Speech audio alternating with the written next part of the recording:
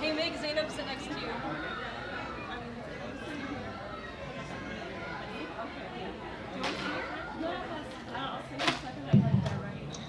Assalamu alaikum wa rahmatullah. We're going to start in a couple of minutes. You guys, inshallah, please come to your seats and please populate the front seats first. I want to see everyone's faces like in the first two rows, please. I appreciate that. Parents, inshallah, if you have kids, make sure that the children understand the manners of being at the masjid. We love all the kids and we welcome them, but they can't be running around like barbarians.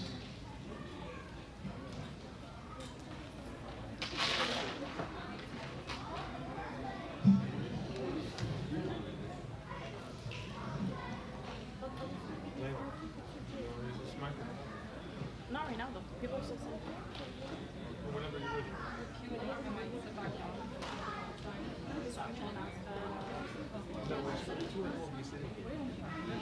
Just make sure.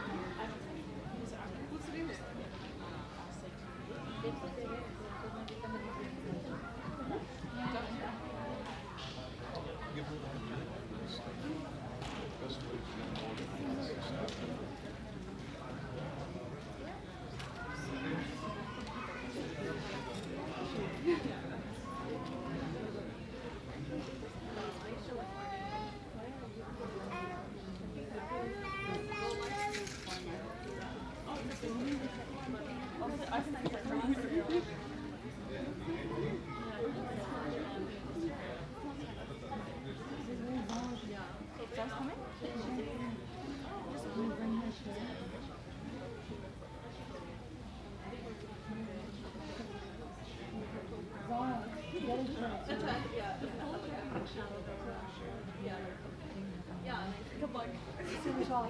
Good luck.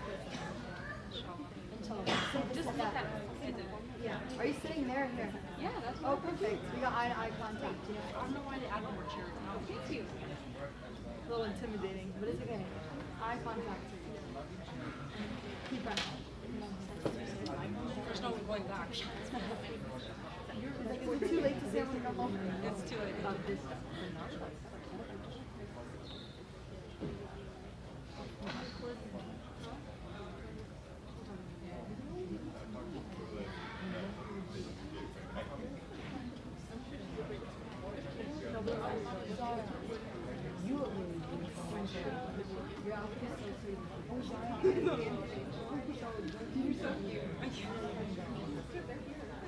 I'm gonna bring a sign that says over I mean, there's no going back. Huh? No.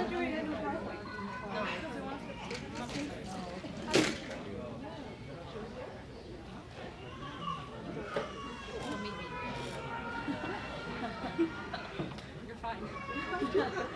Send her pictures.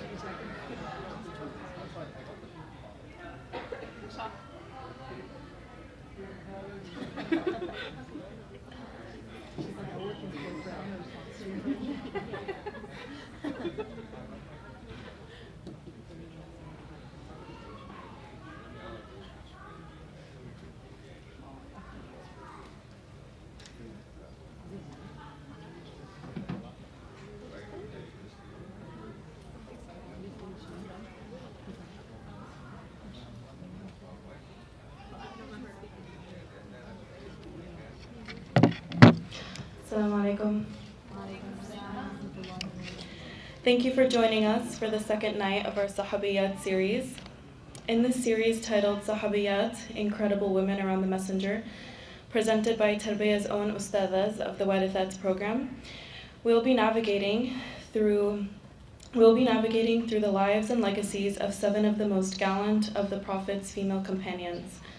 The journey continues today with Sister Mashal Ayyubi, presenting Haram, bint Milhan, an extraordinary woman who embarked on an adventure of a lifetime, ultimately joining the first naval mission in Islamic history. And the world was better off for it. Our program will begin with a brief introduction from Imam Aziz, followed by our talk from Sister Mashal Ayyubi, and end with dinner, inshallah.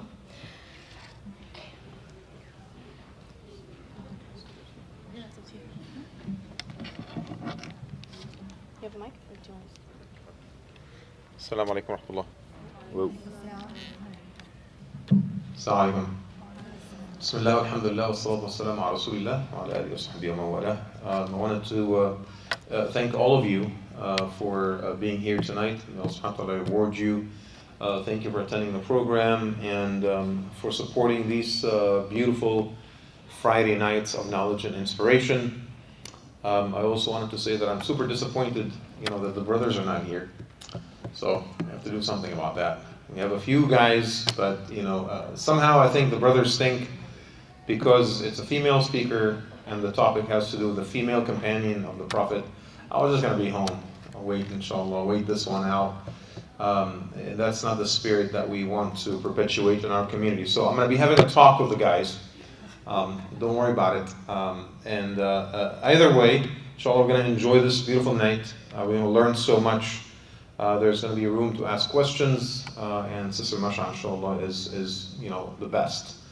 And here's what I wanted to say.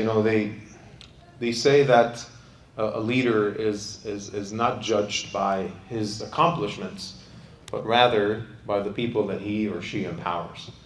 I can't think of another undertaking that is worth time and effort and sacrifice than work with aspiring young men and women in our community who want to become, teachers of sacred knowledge in their own right, who want to become leaders, who want to become an inspiration, who want to become mentors, and want to basically mentor our next generation, inshallah ta'ala, into adulthood.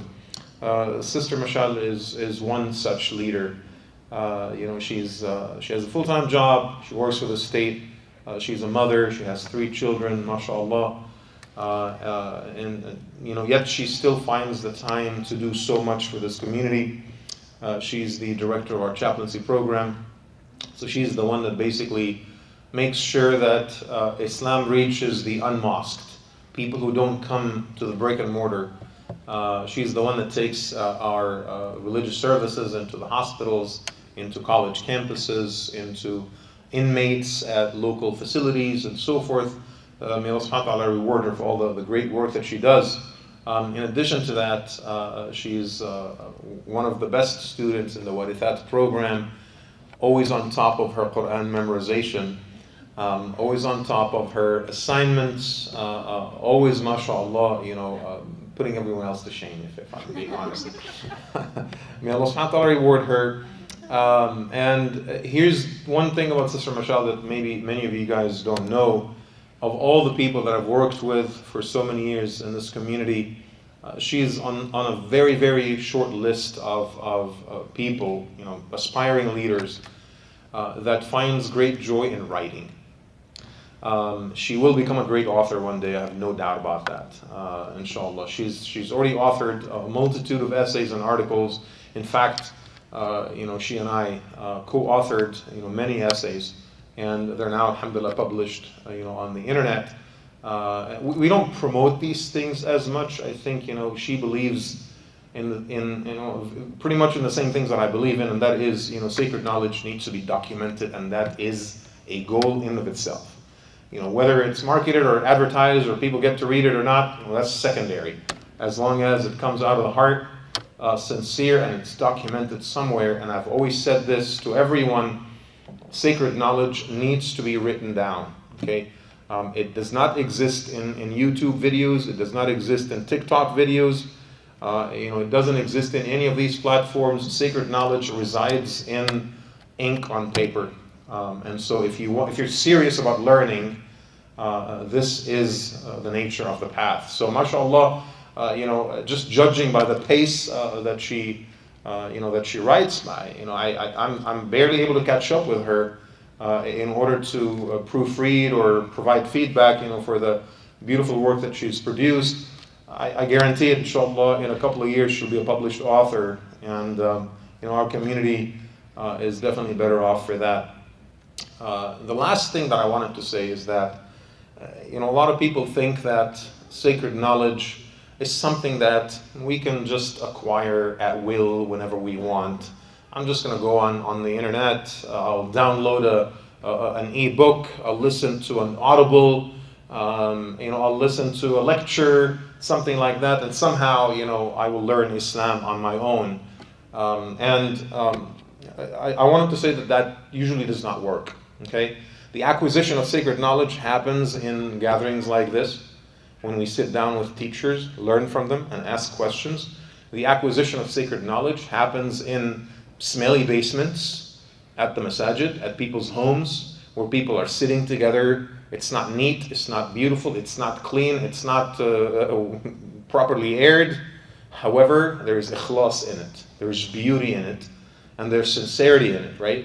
And if you've ever been looking, women and men, if you've ever been looking to a teacher of sacred knowledge, Sister Mashal, inshallah, is such teacher. And, she'll always make herself available to answer questions. I know her humility prevents her from putting herself out there, and neither should she. We are at the houses of Allah, and what we do is that in great humility, we answer people's questions when they come to us. We assist them as they learn and grow in the deen. We don't create, huge profiles. We don't go on the internet and market ourselves and advertise ourselves. That's not how sacred knowledge, the business of sacred knowledge, this is not how it's conducted. You might say, well, not that many people are going to be exposed to it. I say the barakah is determined by Allah subhanahu wa ta'ala, not us.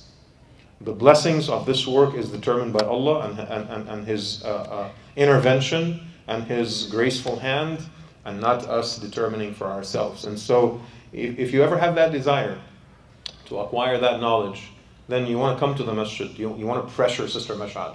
I need just half an hour from you every single week. I'm just going to sit down, maybe read a text with you, maybe study something. I just want that mentorship, that connection. Not too much pressure on her right now, but she's probably going to say no to most of these requests. But again, if you're serious, you're going to keep pushing until that knowledge, inshallah ta'ala, becomes available to you and accessible to you. So without further ado, it is my pleasure to introduce to you Sister Mashal, but I think Zainab is going to share a lengthier biography about her, inshallah, so that you get to know her a little bit better. Jazakumullah khair. Assalamu alaikum wa rahmatullah.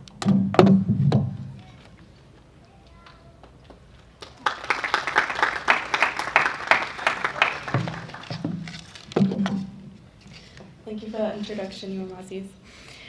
I would now like to introduce Sister Mashal. Sister Mashal Ayyubi is a mother of three, as Imam mentioned, a student of knowledge, and works with the chaplaincy department at Tarbiyyat Institute, alongside managing Tarbiyyat's volunteer programs for youth, women, and children. She graduated from UC Davis with a bachelor's in sociology and currently works in housing policy with the state of California. Sister Mashal is also a student of the Wadathat program, which is a rigorous academic training program that aspires to train sisters who will commit their lives to Allah subhanahu wa ta'ala by serving as the next generation of leaders. The Wadathat's program is a 5-year educational and mentorship experience that is led by Tarbiyyat's senior Imam Aziz. I personally was in Sister Mashal's halaqah for so many years, I think all throughout middle school and high school.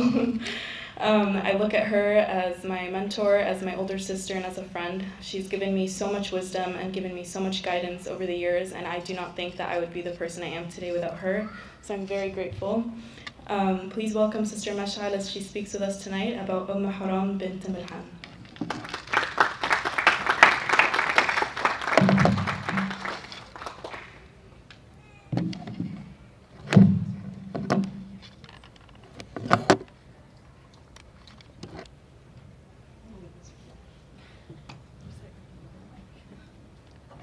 Assalamu alaikum wa rahmatullahi wa barakatuh. Can you guys hear me? Okay? Alright. Bismillahirrahmanirrahim.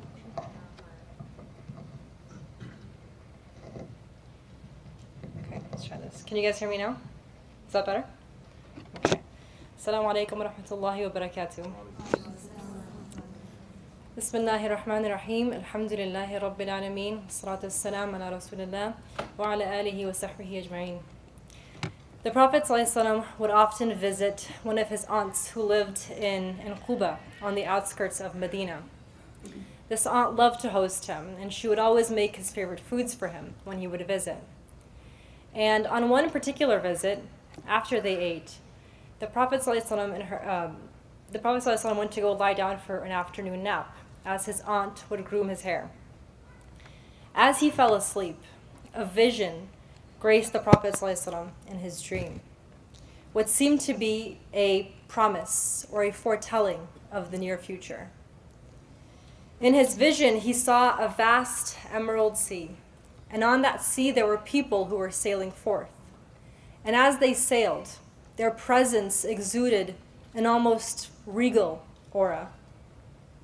This vision was a testament to the strength, the resilience, and unwavering faith that guided these people in doing what they thought would never be possible. As the Prophet ﷺ slowly started to wake up, his lips curved into a gentle smile, and his aunt became curious. So she asked her nephew, "Ma yudhikuka ya Rasulullah?" What makes you smile, O Messenger of Allah? And he began to describe his vision to her. He said, ناس من أمتي يركبون البحر الأخضر في سبيل الله مثلهم مثل الملك على الأسرة.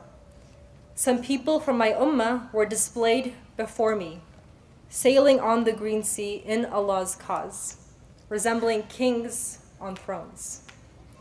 His aunt, without any hesitation, she made a request from her nephew. أدعو الله أن يجعلني منهم. Pray to Allah that He includes me among them. With a loving smile and, of course, prophetic foresight, the Prophet responds to her and he tells her, أنتِ من الأولين, that you will be among the first. And at that moment, she was absolutely ecstatic because she knew that her future, her destiny would somehow, in some way, be connected with these incredible people who would one day sail the sea in Allah's cause. Today I have the honor of sharing with you all the story of one of the most incredible companions of the Prophet ﷺ, a woman who embarks on the first naval mission in the history of Islam, Haram bint Milhan radiyallahu anha. We're going to answer a very specific question together, which is, what do we Muslims today, you and I, have to learn from the life of Haram?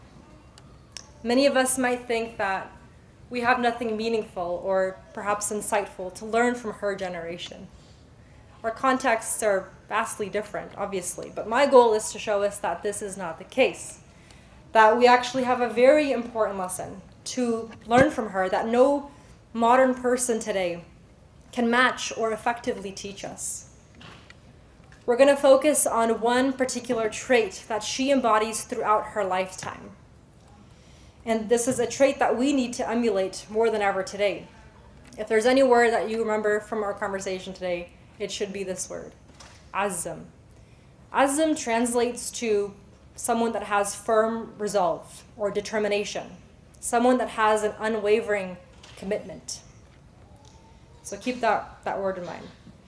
We said that she participates in the first naval mission, right, in the history of Islam, but her story doesn't actually begin there.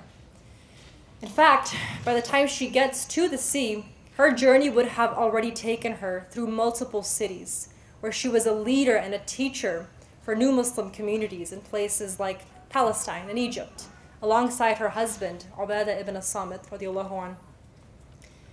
From the story in the beginning, you can tell that she had a very special relationship with the Prophet. They were very close. And this is not just because they were family, she was his aunt, but also because her family in particular played pivotal roles in Medina when it came to establishing Islam. They were not only financial supporters of the prophetic mission, but also on the battlefields. In fact, many of the men in her family, her first husband, her eldest son, her brother, were martyred in many of the battles and skirmishes. And so it wasn't just financially that they sacrificed, but quite literally with their own lives. As Allah subhanahu wa ta'ala tells us in the Quran, in Surah Al-Imran, لَن تَنَالُوا الْبِرَّ حَتَّى تُنْفِقُوا مِمَّا تُحِبُّونَ.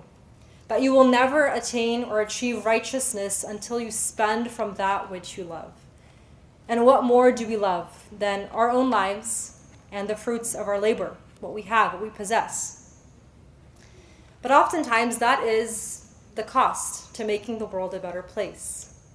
And as we'll learn from Haram's life and story, this was not just a cost that the men were willing to pay, but the women as well.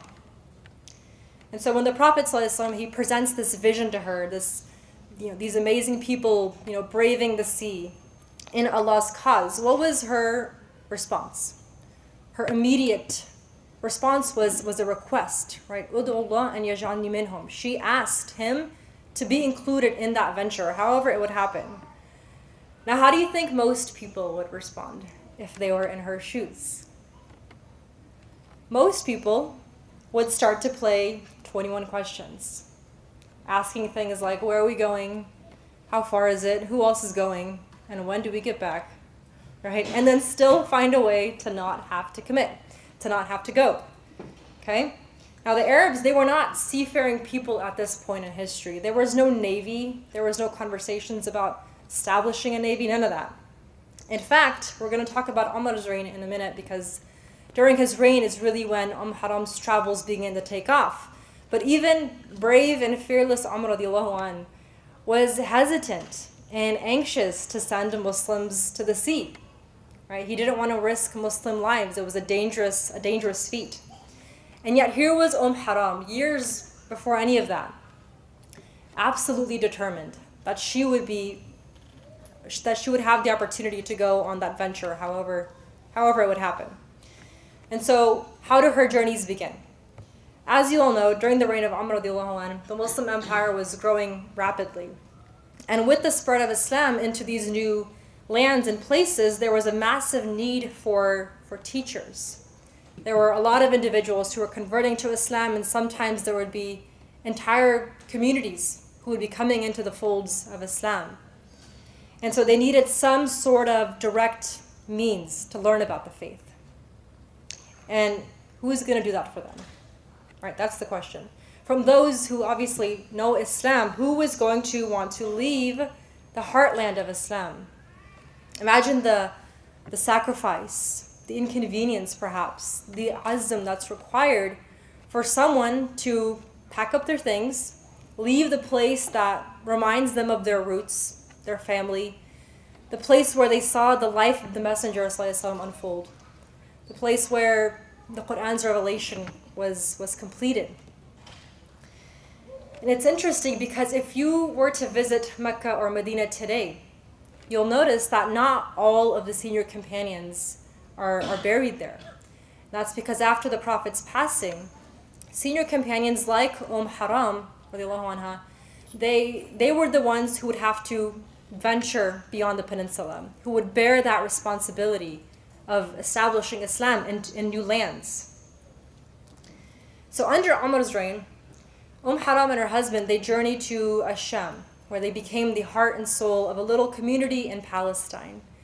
And they spend their days teaching and resolving disputes and just wearing the many hats that it takes to build a vibrant community. Not long after that, a few years after that, her husband gets selected to go help bring Egypt under the fold of Islam. And some of the reports say that she goes along with him. And after that, they end up staying back in Egypt for a little bit to help develop the new capital city in Fustat. And then on their way back to Palestine, there are some reports that they also visit a couple more cities in Asham, in the Levant region. Now, I'm running through like a decade of her life, just a couple of sentences here, but notice that they're going from one city to the next, to the next, to the next. What are they doing? Haram and her husband, Ubadah ibn Samit, they are planting the seeds of Islam in each of these different places. And today, when we look at these same lands, we can't imagine that Islam would not be a part of the essential fiber of these cities. But there was a time when someone had to muster up the strength of will, the courage, the azm, to go to these spiritually barren places, to put in the hard work, to till the hearts of people so that Islam would take root. And Haram and her husband, they were the kind of people that possessed that level of azm. Imagine what we could do today if we had people in our community, in our midst, who possessed that level of azm. Now, I mentioned all these cities, but if you were to pull out a map right now and look at the map, you would notice that all of these cities, none of them required Haram to cross any body of water. These are all landlocked. And so you might be thinking, where is this grand voyage that she's been dreaming about, that she's been waiting for? And there's a really important lesson here for us.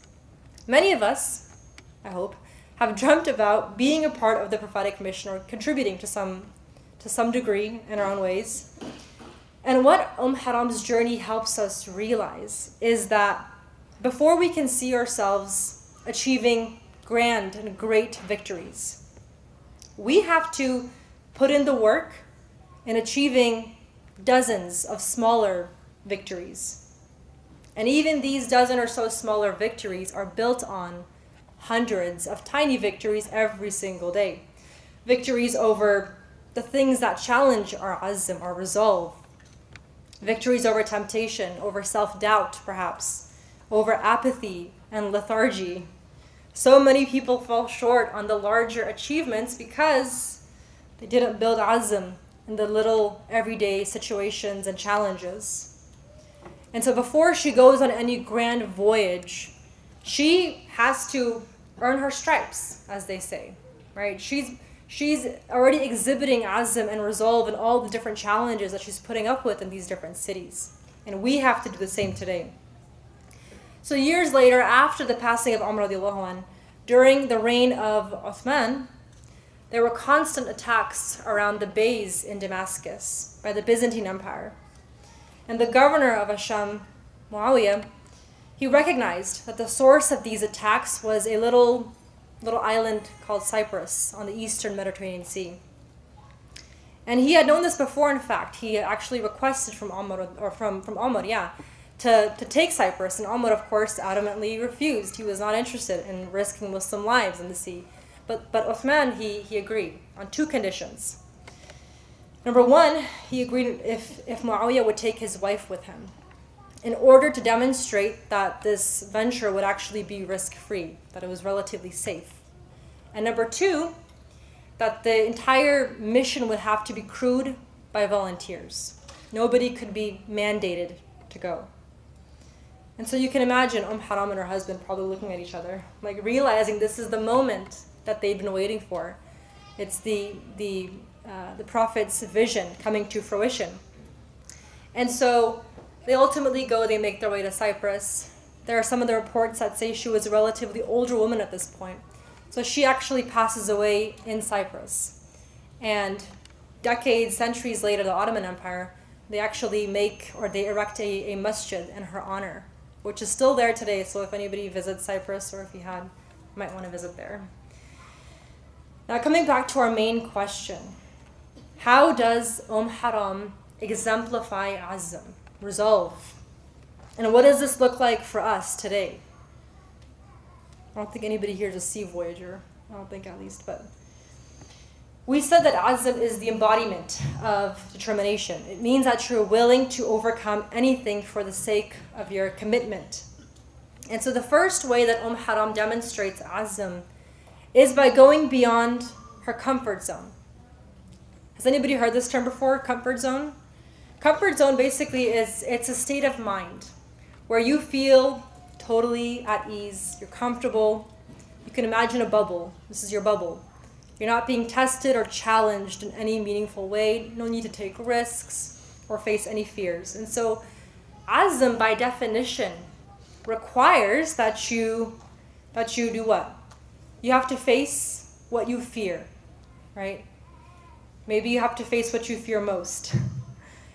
And so Haram's travels, I mean, you can imagine, especially back then, these were very risky travels. She was also, these are brand new cities and maybe cultures that she was coming into contact with. She was spending lots of time in these communities, right? She was a leader.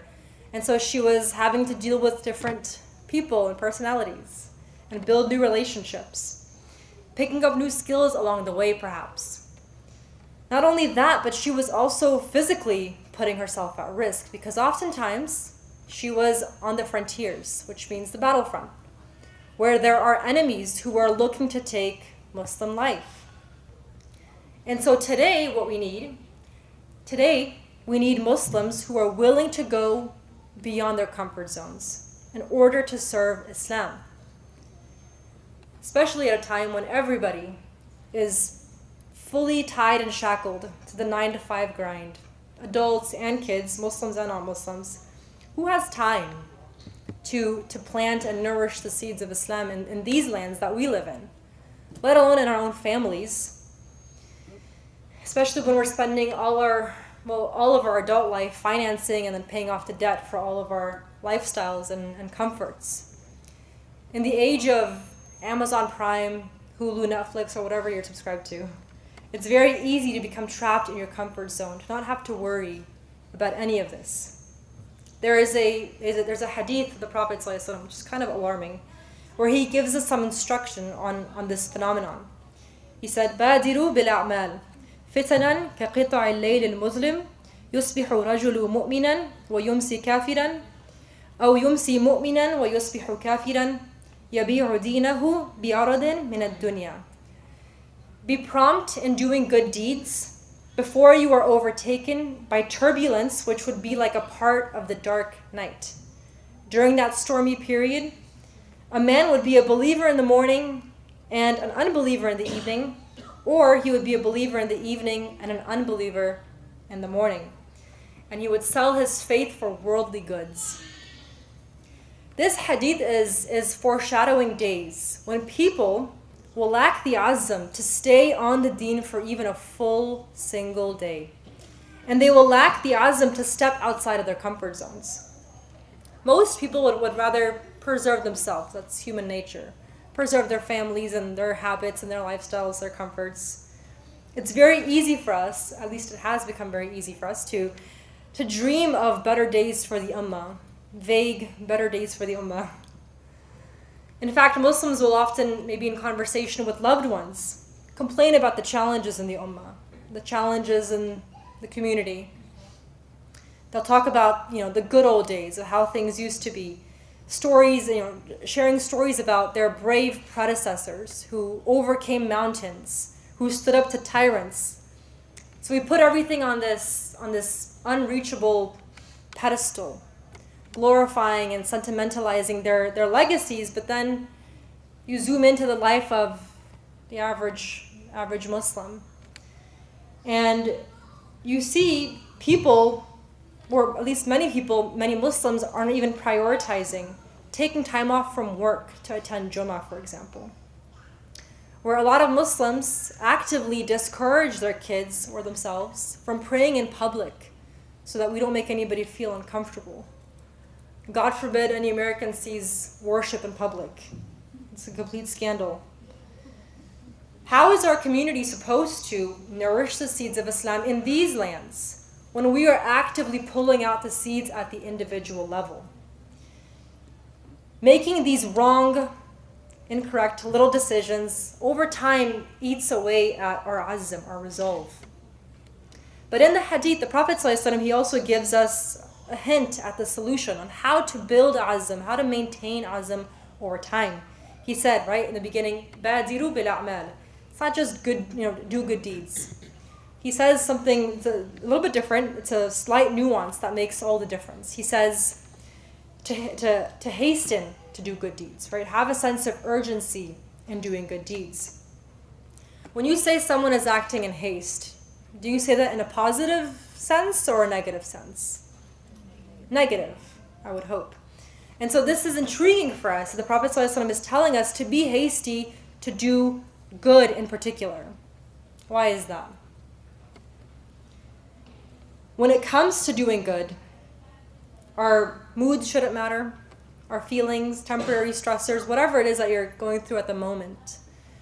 None of that matters. Doing good, practicing your faith out of sheer habit is what maintains and builds your azm over time, because azm is not just about being motivated. Motivation is very fickle.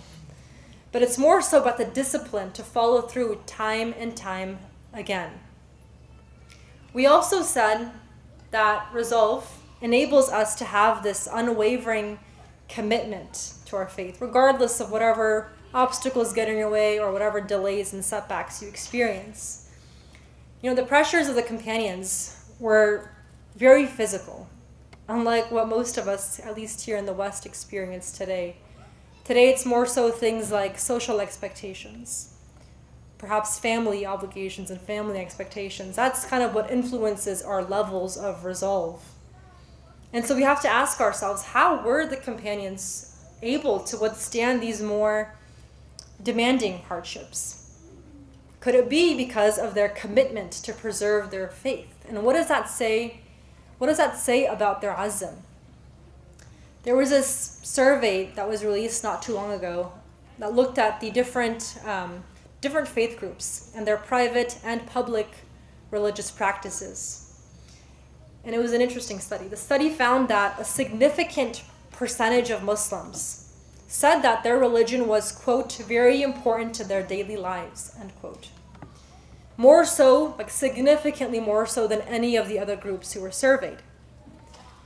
Now, in that same survey, Muslims were also significantly less likely than any of the other groups to say that they would, quote, take unpopular stands to defend their religious faith, end quote. Now, why do you think this discrepancy exists, for Muslims in particular?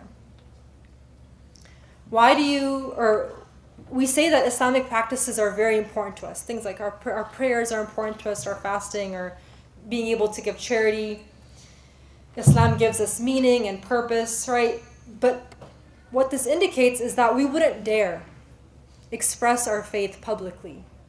We wouldn't dare to share our faith's teachings with wider society. Why have Muslims separated their private acts of worship from the lifestyle that's prescribed by their faith? It's an intriguing question. I would say that this separation is attributed to a lack of azm, especially for us living here in the West. The companions were able to withstand these more difficult, intense hardships because of the effort that they put into preserving their faith. Azm doesn't just show up overnight, all of a sudden. If we're putting in minimal effort towards something, you can only expect to be able to put up with minimal discomfort. Think about it. For Muslims here in the West, we're always letting this or that political party dictate to us what solutions or policies that we're allowed to support publicly. But how well do you think we can handle the discomfort that comes with us? We have a point in time where we have to take a clear stance on something in alignment with our faith that they don't like. Right? We can't put up with that discomfort because we put in the minimal effort. We just kind of do whatever they say. On a different note, with our kids, for example, if we're dressing our kids as least Muslim as possible in the elementary years so that they kind of fit in, they don't have any trouble, how can we expect them to put up with the social discomfort that comes with putting on the hijab, for example, later on in life? It's unreasonable. So when we're reflecting on our commitment to our faith, we have to ask ourselves about these little choices, these seemingly little choices that we're making every single day that ultimately answer that question for us at the end. If we are one of the most likely groups to say that our deen gives us meaning and purpose and all these nice fluffy things, then why are we also the least likely group to stand up and prove it? Right? For our last point, and we'll end with this, we should talk about how people can misunderstand azm and determination, especially in the modern day. People think that being determined to achieve their goals requires that they break off from their families, from their traditions, from their principles, that you can't be held back by anything. It's very easy to go rogue and to be independent, do your own thing, than have to be accountable to anybody else. In fact, it's celebrated today. So if someone's parents or maybe their spouse, has advice or an opinion on their goals, they'll say things like, oh, well, they're just getting in the way of my dreams, or they're getting in the way of my success. But if you look at Haram's life closely, the first thing I think any reasonable person would see is balance. Balance as it pertains to just the different phases of life. Yes, she lived this fun and incredibly adventurous life in the final decade or so, but it would be foolish to divorce that picture from the years of sacrifice and service, not only in Medina, but also during the very adventures themselves. It's never just about pure fun and game, right? She raised a family. She took care of the different affairs of her community. She served the Prophet ﷺ until his passing. When she heard the Prophet telling her about this vision, this grand voyage, she didn't just find the next boat that came around, jump on it, and go into the horizon, right, like some Disney movie. I think the biggest lie that we're sold today, especially those of us here in the West, is that we should celebrate our independence from our loved ones. That we have to create our own meaning and chart our own paths, our authentic paths, or whatever that is. That we owe nothing to anybody. But what all this misses is that we are not just individuals. If you believe that nobody owes anyone anything, that love and relationships don't require sacrifice and service, well, then you wouldn't even be here in the first place to have that thought. Now would we? There is no good life if you think you can avoid sacrificing for Allah subhanahu wa ta'ala, obviously, but even for our loved ones, the people that we love and those who love us back, our community. Haram, she exemplifies Azzam, because she was determined to serve the prophetic mission, but only when she was deemed ready by Allah subhanahu wa ta'ala himself. Then she was able to move forward to each next phase.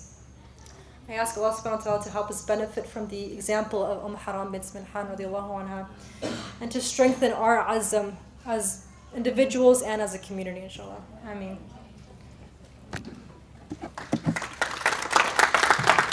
Takbir! Takbir! Takbir!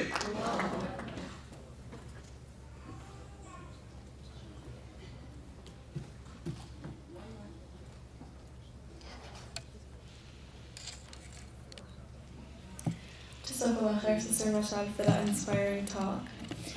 We're now opening the floor up to any Q&A questions, any comments, anything you guys want to say, so please feel free to raise your hands and we can just pass the microphone around to whoever has any questions.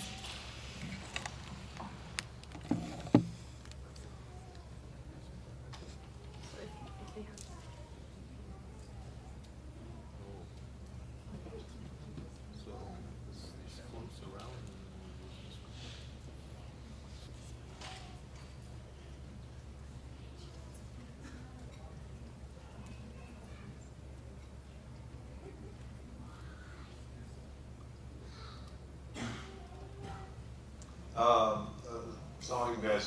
Before we take the questions, just wanted to make a quick comment here. I spoke earlier about acquiring sacred knowledge, right? And the sacred knowledge is like any other form of knowledge. It has a tendency to just fly away unless you capture it somehow.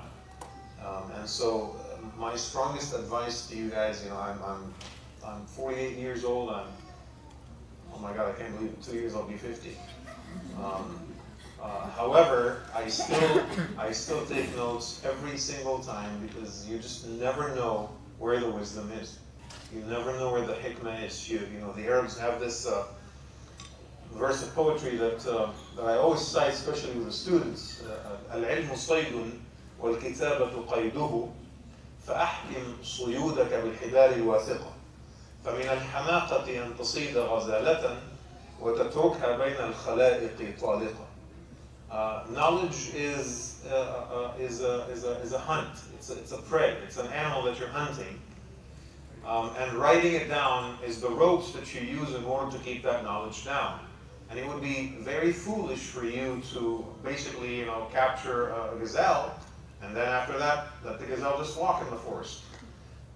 Some of you are thinking, oh, this is so cruel. Why are we even talking about hunting?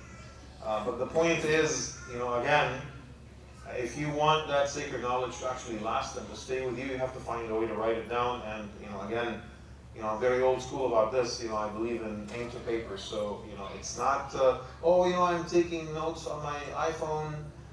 It's not your laptop. It really is this right here. And so I took a truckload of notes. I have so many questions myself, but I'm not gonna ruin the event for you guys. So please, sister, you want to start? Assalamu alaikum. I'm happy to learn from you again, alhamdulillah. She was my mentor for many years, alhamdulillah. I was going to ask you, how old was this female companion of the Prophet ﷺ when he kind of migrated to Medina? And then also, I was going to ask, how exactly are they related?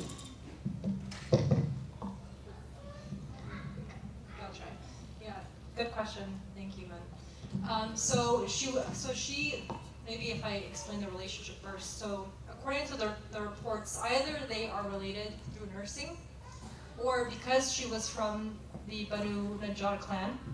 Does anyone know which other relative of the Prophet was from Banu Najjar?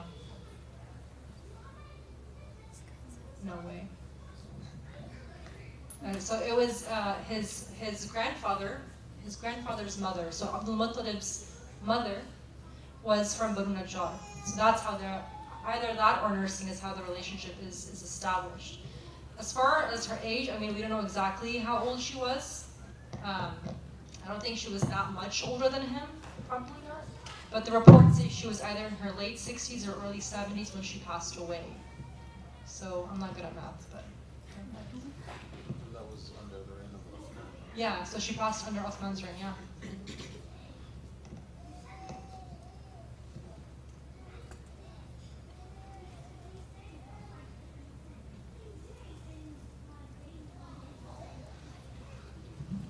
Assalamu alaikum. Sister, mashallah, always a pleasure to hear from you. I just wanted to kind of say the last point you made, it really spoke to me about, especially as women, as moms, as wives, about sometimes we're so eager to do and contribute to society and community, but because of our roles, when our children are young or when we have to spend time with our families, we get impatient. And so hearing you say that was like, you really do have to be patient. And for a lot of the younger generation here today, or the younger families and moms out there, I think that that just having that patience, and sometimes when I'm listening to some of the new moms or sisters, you get that impatience coming from them, but you just have to wait. And hearing you say that just validated all of that for me. So jazakallah. I was just going to say, no, I 100% agree. I think that's why it's such an important point. For not just women, for men too, I think. But for women also, it's not always black and white either.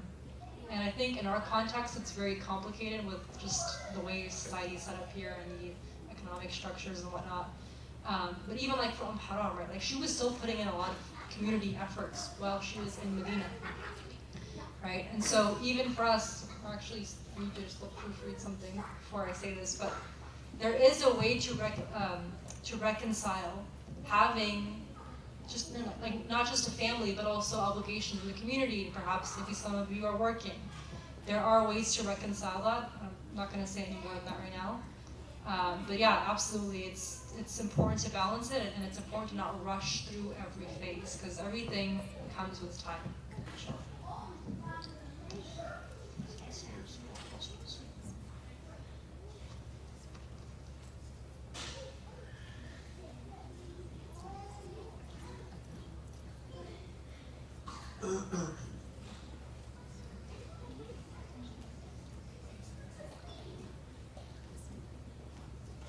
One question that I have is, which books do you recommend for learning about Sahabiyyat in particular? is one that Anuj sent us. The like women around the messenger. Yeah, women around The most common one, I think. There's also a seminal work that was authored, I think, maybe about 60, 70 years ago, by a great Azhari scholar. Her name is Aisha bint and the book is titled Sayyidat Bayt al-Nubuwwah. So it's a comprehensive biography of, I don't remember how many, but so many of the female companions of the Prophet ﷺ. I'm not sure if this one is published in English or not, but definitely the PDF of the Arabi is available online if you're interested in taking a jump at that. Is it larger than Men and Women? I mean, a woman. Oh, this is significantly larger. This is a textbook. What was the name of the author? Aisha bint al-Shati.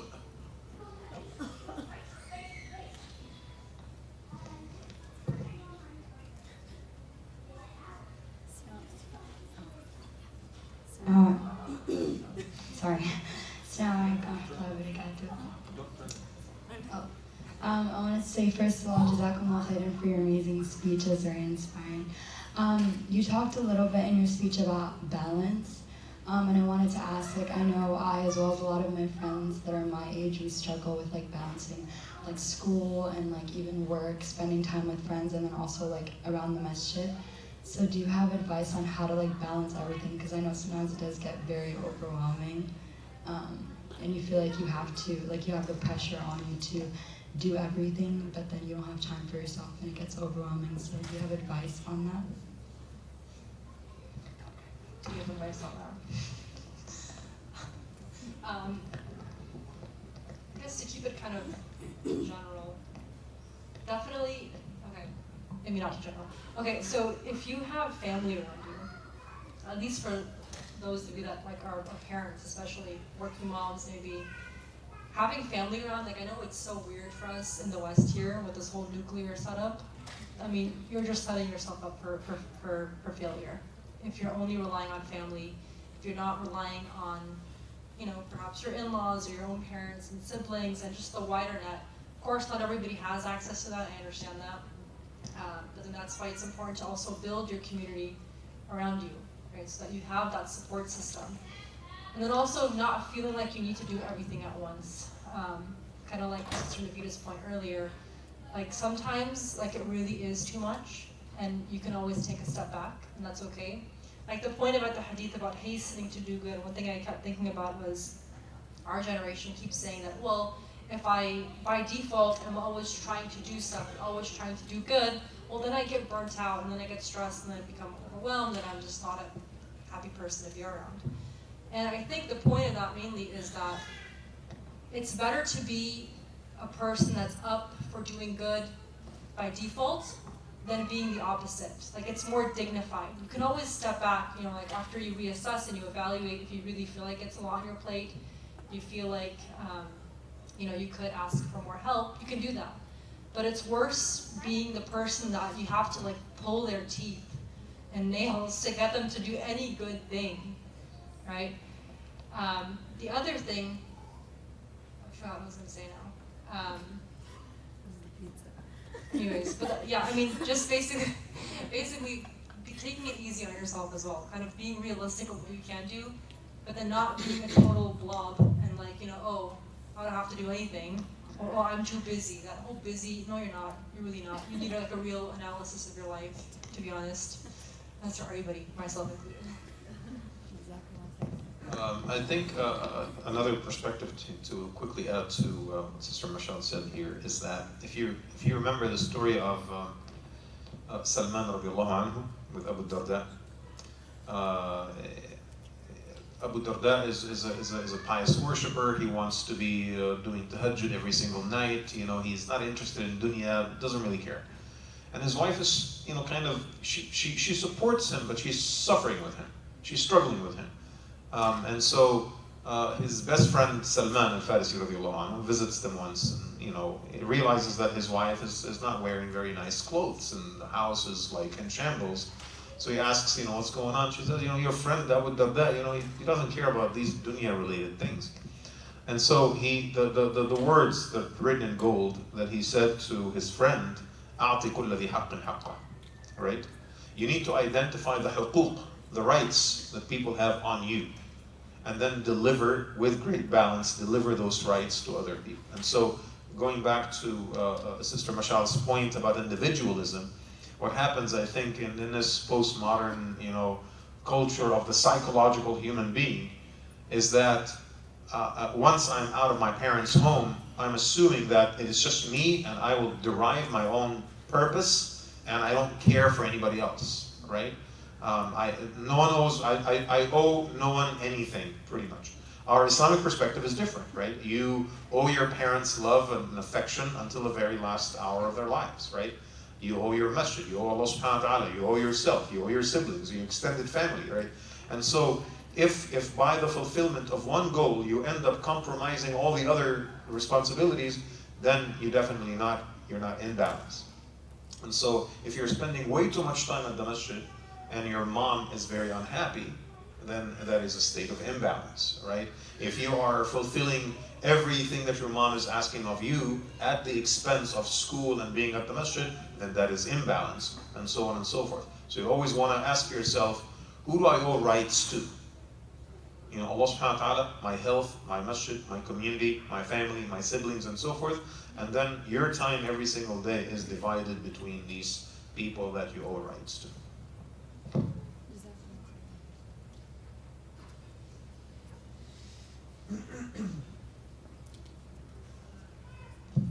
Okay, I know nobody asked me this, but I'm gonna add on to this, like a more practical maybe.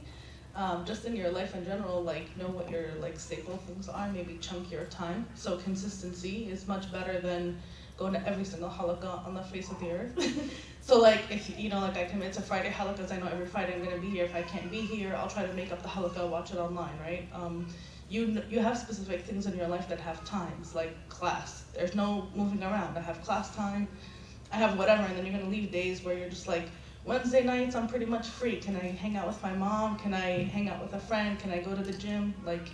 Know what your blocks of time are, commit to something, and then add on oh, it's Wednesday night and there's a halaqah and I'm free and I don't have anything, I can go, but I don't feel burdened by it because I'm only committed to one that's on Fridays, for example. That's great. Actually, I was going to add to that too, just something practical for at least the women, for sure for the men too. But so one thing with my husband, he's always very so I have the kids most of the time, and so when you have the kids a lot, 24/7, you're just going crazy with them. And so what also this, I guess this is a merger of your question with I think Sister Navita's question. It's important to take outside advice, outside analysis with your home situation. A lot of times with women, what I do, is we make it harder on ourselves, right? So for example, I have 3 boys who could, be doing, they're old enough to do laundry, for example, right? I have laundry PTSD. But they can help with laundry, and I'm here stressed out about laundry, upset that I can't go to XYZ class, and my husband's like, why are they not helping you with this?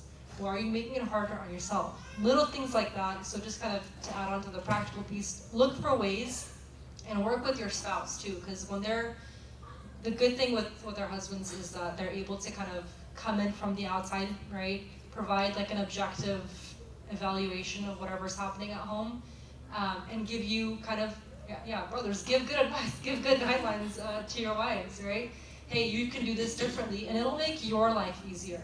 And I've experienced that with my husband way too many times.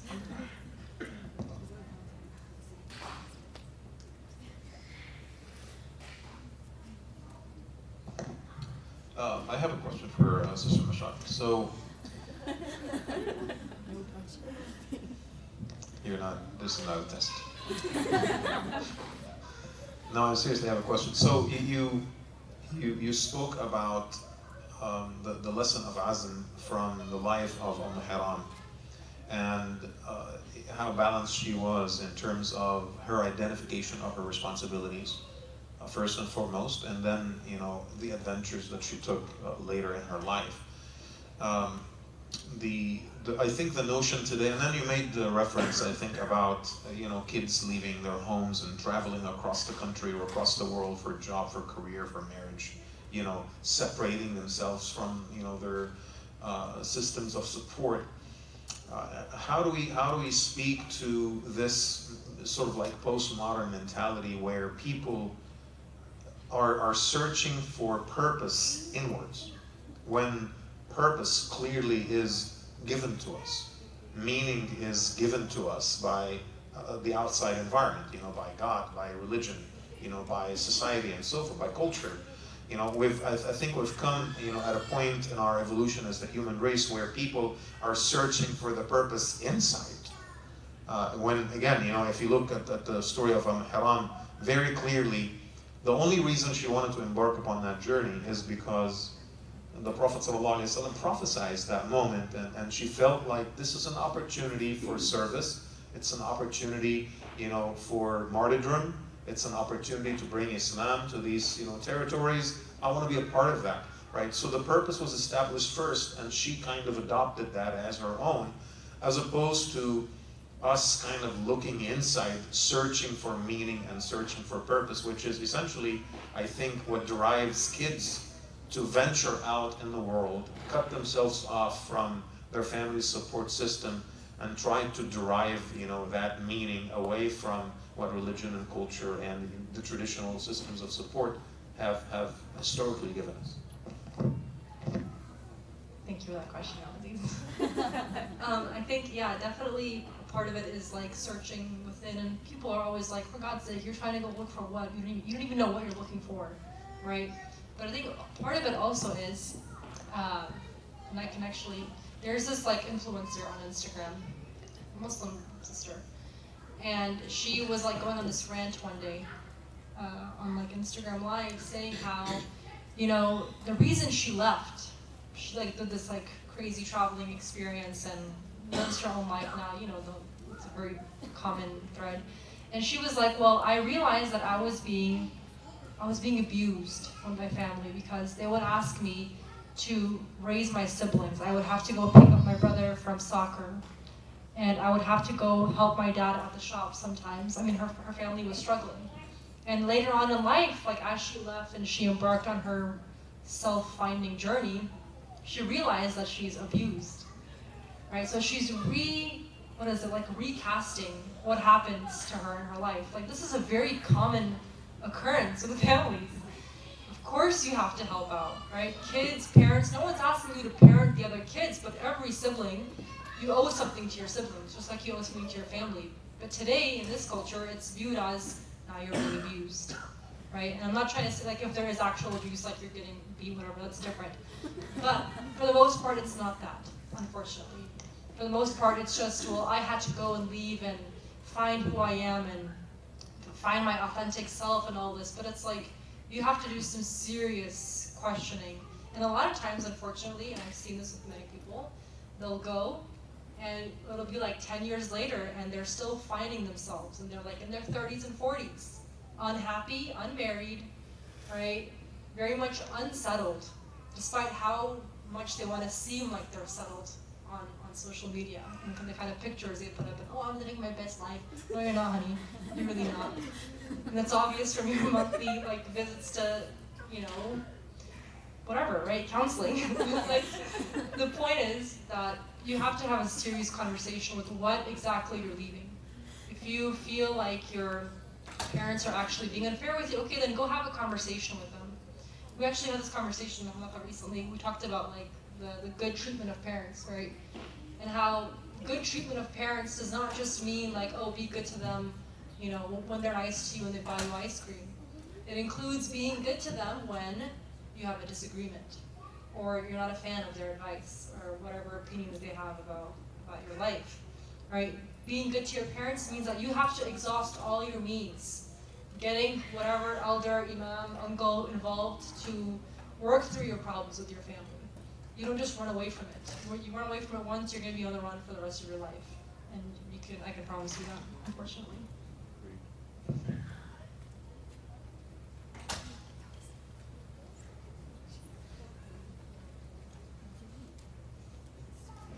Any other questions?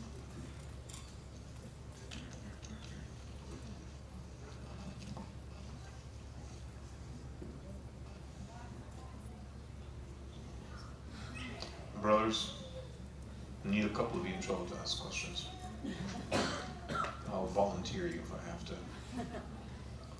So, a couple of hands from the brothers, please. Yes. Please.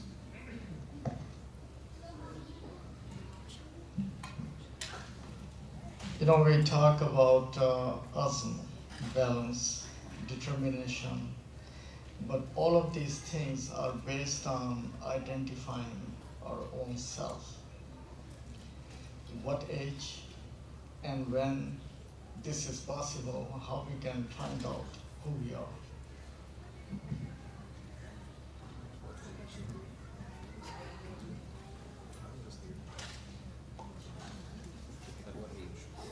At what age do you find yourself? Is that what you're asking? That's a good question. Well, I think like Imam said, right, like it's never, like for Muslims, it's not always just about finding yourself, you know, as if like you're just some kind of blank slate, right? We are given a lot of divine prescriptions and a lot of guideposts, right, to help guide that process. A lot of this starts also with, you know, when you're younger, with your family, your parents, and what they are instilling in you, and what kind of home environment you create. Don't you have a conversation on this in All Grove coming up soon, right? On how to kind of, what is it, parenting and parenting kids during these times in particular, where there's a lot of atheistic trends and like this individualistic culture. Being willing to have these conversations with your kids, and I think to tie it back to Husna's question, right, or whoever was asked, as parents, being willing to engage our kids when they have these annoying questions, or they're like, you know, when they really want to push back, not taking things like personally, being willing to, and I don't have old enough kids, so I think you should probably respond to this, but I would assume that you should be willing to have these conversations with your kids, helping them know who they are over time. Like you have to do that with your parents, with your mentors, and coming like, to the masjid. It's always going to be, and it's always a process. Finding yourself is going to be a process that you do with other people. I know it's weird, but we're being told that, oh no, it's just about what you feel inside and what you think your identity is, or who yourself is, but it's actually, that's a lie. You are going to have to do that process, go through that process multiple times throughout your lifetime, and you are going to do it with people, so pick the right people to do it.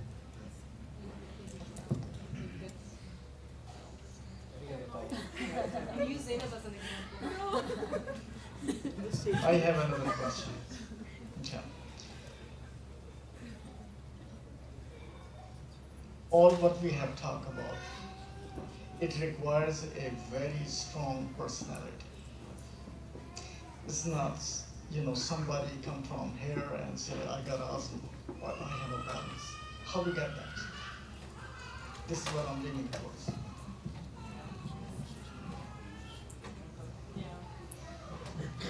So can you repeat the last part of the question one more time?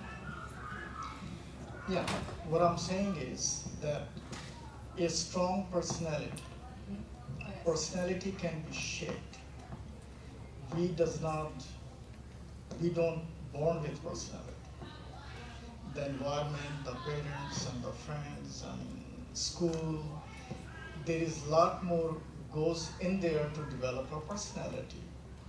But when child is shaping up, it has to be a strong person in order to get balance, determination, azm, and a positive person. And all of that actually starts with a goal. How we get our goal?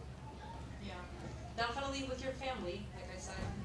And when I say family, I mean, we think that child rearing falls just on the mom, for example. And it does, so okay, the physical part probably never does in the early years. But the dad's presence, and we've known this since, I mean, the Prophet was the most present father ever, the best example. And actually modern research is just now realizing how important, like the fact that we're asking this question, oh, are dads even necessary?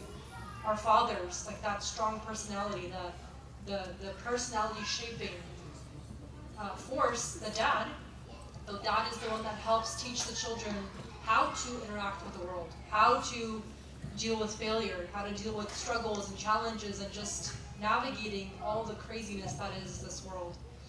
And the fact that we're having to question today whether fathers are even necessary for a happy, healthy family, let alone child, is just embarrassing, to be honest. And like I mentioned, a lot of research is showing how absolutely necessary the role of father is. Even though a lot of certain groups don't want to acknowledge it, unfortunately, but there's research to back it up, and we've already known this as Muslims, right? So having good, strong family support, having no parents at the masjid, for example. Like one of the things that we have going on here is a lot of the programs for the sisters, right?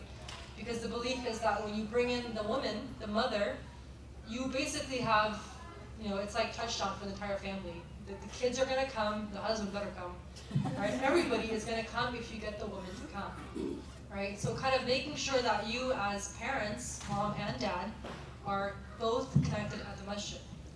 Unfortunately, sometimes you see, it's usually just the mom that brings the kids, or just the dad, and you never see the other spouse sometimes. And it's detrimental to the kids, and it's detrimental, towards having any hope of developing this like strong, good personality in that child. In addition to the support of family, by the way, is mentorship. Historically, people always had mentors, especially in the Muslim Ummah, right? People always had mentors, they had teachers, they had the imams, the shuyukh that taught them the deen and taught them akhlaq and so forth. I think this is the first time, I think, in our journey as Muslims where the vast majority of people don't have any type of mentorship. And so, these kids, unfortunately, if they need advice, they don't go to their parents, right? They don't go to the teachers either. Where do they go? They go to Instagram, right? They go to TikTok. That has become the source of knowledge.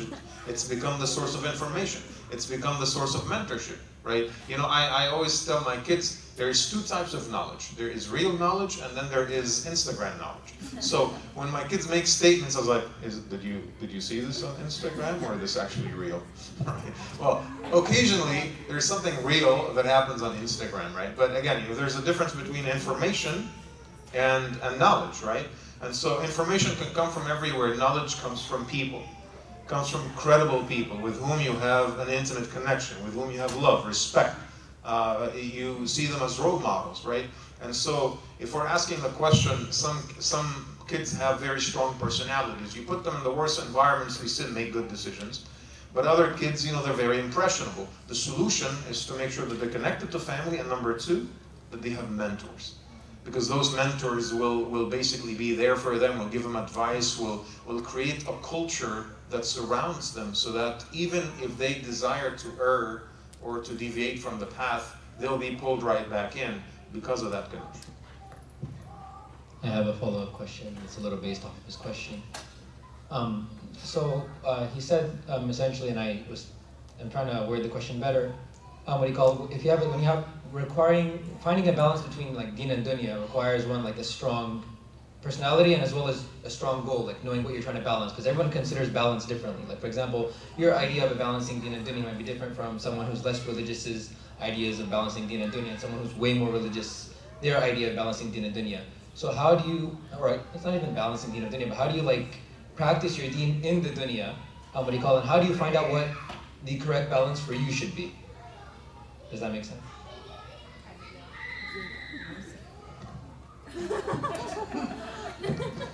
So how do you balance deen and dunya?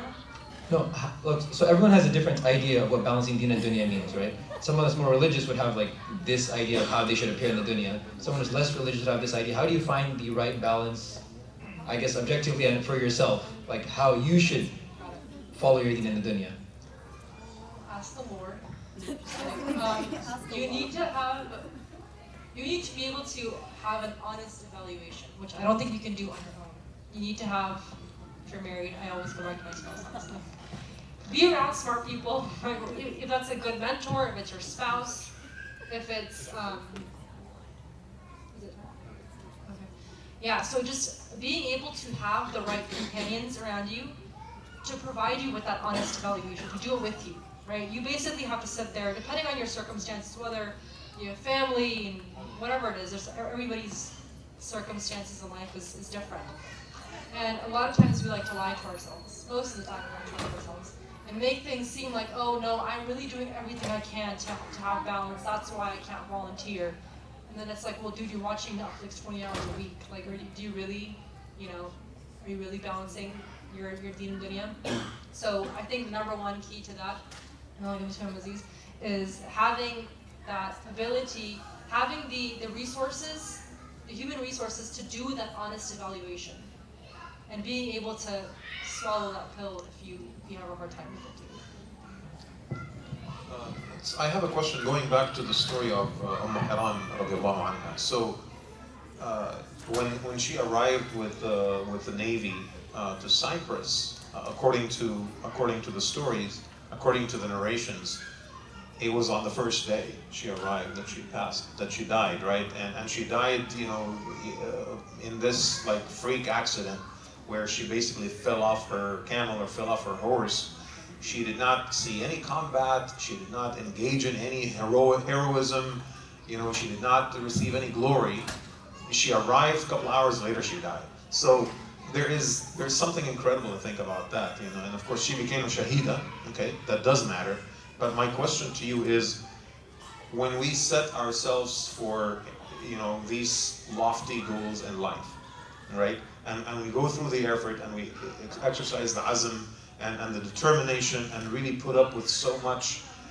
But when we arrive at the finish line, we realize that the result is nothing to do with what we expected. And that God has this different trajectory for us. And that this is not what I signed up for. Is this really worthwhile, worth all my sacrifices? How do I overcome that, sort of like disappointment at that moment? All these hard questions. I remember we talked about that briefly. So yeah, she passed away like pretty quickly after she got to Cyprus, which is why I had a nice happy ending. Thank you for that. To her story, but yeah, definitely. I think when you're practicing determination and you have these high lofty goals. I mean, usually people that have these high lofty goals, they're not going to achieve it if they're not taking the necessary steps, building the building blocks that get to that point. It takes a lot of time and effort, right? And so if you're not happy with the process, what do they say, like, oh, trust the journey or whatever it is, this weird quote, right? If you're not happy with that along the way, and you're just waiting for like the big moment, and then of course it just like kind of falls kind of flat, it seems like, you're gonna suffer pretty badly. And so for us, it's, I think, definitely important to realize that we have to put in the effort, love the process, the journey that we're going through, all the steps that it takes, all the tiny little victories that we're putting in every day, right? That is going to help make that end goal, big feat, really sweet. Because even for us, right? When we have big goals and big achievements, how long does it really last? It's like momentary, right? Like when you're enjoying the sweetness of that big feat, right? And so, if you're not kind of aware of this before getting started on that process, like 100% of the time you're going to suffer with that grand goal when you get there. And so I think for most of life, this applies to most things, you kind of have to love the process along the way, put in the effort, and enjoy putting in the effort. And unfortunately, I think with our generation especially, we just want to see that big grand feat, get that high, and then move on to the next thing. And that's just not how life works, unfortunately.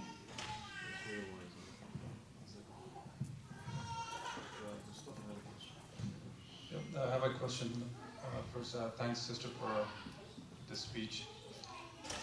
My first question is, did she make a dua in the beginning when she heard that from the Prophet? What was the dua? No, she asked the Prophet ﷺ to make dua for her, that she gets to go on that. Okay. So, going back to this brother, he said, how the person should put the effort in, how strong the person should be to act upon his or her intention to what she or he is trying to achieve. So I would say is making dua.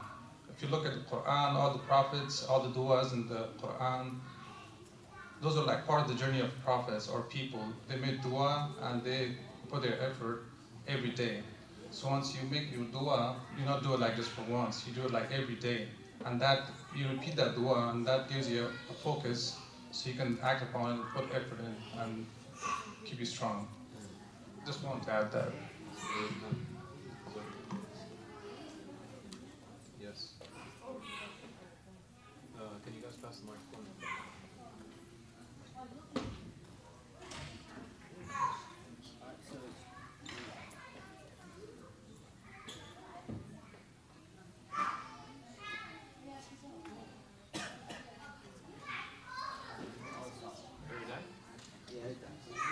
So you were talking about like determination with azm, and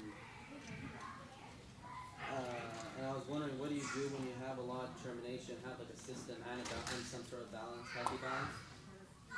But what do you do when you have like society norms that puts you down with like distractions like Netflix and it makes you kind of want to ignore the determination and achieve something great, and it makes you like desire the easy way. That makes you kind of like feel even then when you desire the easy way when you do it, it makes you feel unhappy, but it still like makes you want to do it. Yeah, that's a great question, absolutely. And I think this goes back to the point about, everybody has motivation. Most people have motivation to do things, right? We have goals and dreams. And even like you said, if you have discipline, well, it sounds like there's not much discipline if you're watching Netflix or whatever. No, not like system imbalances. System imbalances. You do have, you act on it, but then you get distracted. Yeah, for sure. So discipline, by definition, means that you are able to continuously, consistently put in the effort. If that's like studying, for example, if it's putting like whatever effort it is, you're able to do it on a consistent basis, despite the distractions. And there are all these self-help productivity people that are becoming popular on Instagram, teaching people how to have focus, for God's sake. We don't know how to focus anymore, especially the generation that was born after the iPhone and screen time and everything. Some people genuinely have a hard time focusing for long periods of time.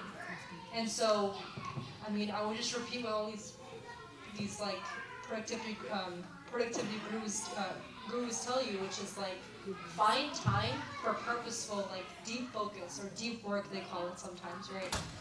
You have to put yourself or put the distractions away purposefully for set amounts of time, and hopefully over time, you become habituated to doing that. Right? Everything is about habit, what you're used to. If you're used to just sitting to do your homework, for example, and you just pull out your phone every 5 minutes every time there's a notification, that's what you're used to do. You're going to do that for forever until you actively stop yourself and find a different routine and change the routine. Right? So distractions are very much a real thing for young people and older people, by the way. And for older folks, it's TV and different shows or whatever it is. And so basically actively finding a block, actively finding a way to stop those distractions and just forcing yourself to do that over time. And find a friend to hold you accountable, honestly. You can off social media. One last question?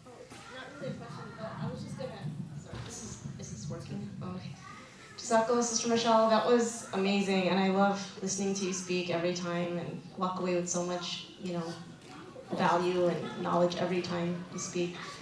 I was just gonna piggyback on that, these distractions. I think they're honestly just addictions. And I think we behave the same way an addict would behave if a certain substance they're addicted to were taken away. You can't concentrate and you can't focus until you've looked at your screen one more time.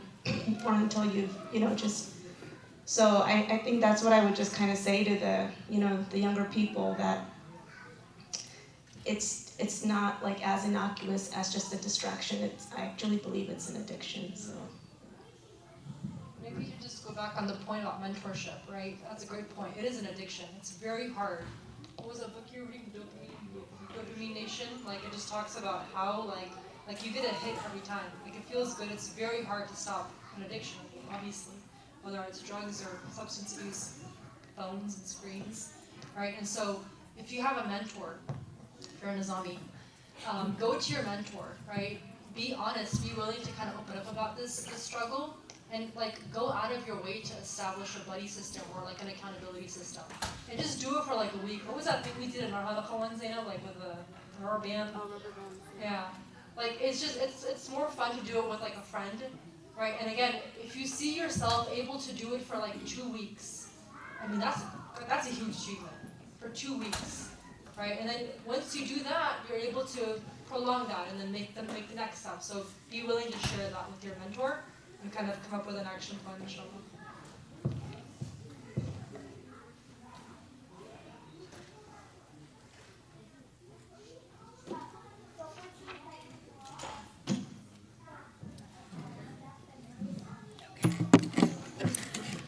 Jazakallah khair for joining us tonight. Next month, inshallah, we'll have our next Sahabiyyat series with Sister Uruj, the last Friday of the month, which is October 27th, inshallah. The next thing on our agenda is dinner followed by Isha, so please enjoy the rest of your evening, and thank you so much for coming.